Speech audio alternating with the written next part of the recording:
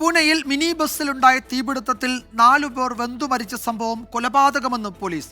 Bus driver തന്നെയാണ് തീയിട്ടത്. ജീവനക്കാരോടും ജോലി ചെയ്യുന്ന സ്ഥാപനത്തോടും പക ഉണ്ടായിരുന്നതായി ഇയാൾ മൊഴി നൽകിയിട്ടുണ്ട്.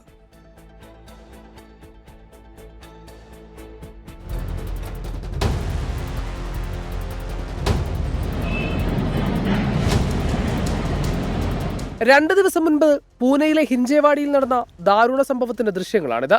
വ്യോം ഗ്രാഫിക്സ് എന്ന പ്രിന്റിംഗ് കമ്പനിയിലെ ജീവനക്കാരുമായി വരുന്ന ബസ്സാണ് സ്ഥാപനത്തിനടുത്തെത്തും മുൻപ് കത്തിയത്.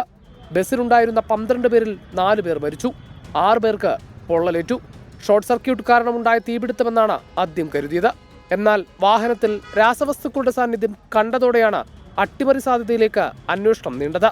ചോദ്യം ചെയ്യലിൽ ഡ്രൈവർ ജനാർദ്ദൻ ഹിംബോഡികർ കുറ്റം സമ്മതിച്ചു. തീയിട്ടത് താൻ തന്നെ. തീ പെട്ടെന്ന് ആളിപ്പടരാൻ കമ്പനിയിലെ തന്നെ രാസവസ്തുക്കൾ വാഹനത്തിൽ സൂക്ഷിച്ചു.